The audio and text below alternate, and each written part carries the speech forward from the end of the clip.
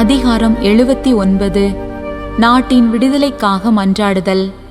இறைவா, வேற்று நாட்டினர் உமது உரிமை சொத்தினுள் புகுந்துள்ளனர். உமது திருக்கோவிலை தீட்டுப்படுத்தியுள்ளனர்.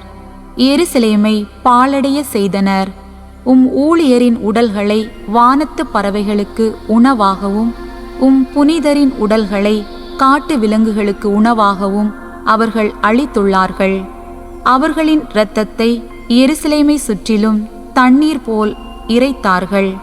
அவர்களை அடக்கம் செய்ய எவரும் இலர். எங்களை அடுத்து வாழ்வோரின் பழி சொல்லுக்கு இலக்கானோம். எங்களை சூழ்ந்துள்ளோரின் ஏளனத்திற்கும் நகைப்புக்கும் உள்ளானோம். ஆண்டவரே, இன்னும் எவ்வளவு காலம் நீர் சினம் கொண்டிருப்பீர்? என்றென்றுமே உமது வெஞ்சினம் நெருப்பாக எரியுமோ? உம்மை அறியாத வேற்று நாட்டினர் மீது உமது பெயரை தொழாத அரசுகள் மீது சினத்தை கொட்டி அருளும். ஏனெனில் அவர்கள் யாக்கோபை விழுங்கிவிட்டார்கள், அவரது உறைவிடத்தை பாழாக்கி விட்டார்கள். எம் மூதாதையரின் குற்றங்களை எம்மீது சுமத்தாதேயும். இரக்கம் எமக்கு விரைவில் கிடைப்பதாக. நாங்கள் மிகவும் தாழ்த்தப்பட்டிருக்கின்றோம். எங்கள் மீட்பராகிய கடவுளே, உமது பெயரின் மாட்சிக்காக எங்களுக்கு உதவி செய்தருளும்.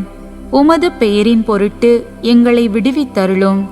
எங்கள் பாவங்களை மன்னித்தருளும். அவர்களின் கடவுள் எங்கே என்று அண்டை நாட்டினர் ஏன் சொல்ல வேண்டும்?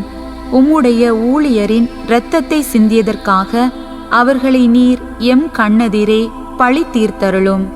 அவர்கள் இதை உணர்வார்களாக. சிறைப்பட்டோரின் பெருமூச்சு திருமுன் வருவதாக. கொலை தீர்ப்பு பெற்றோரை புய வலிமை காப்பதாக.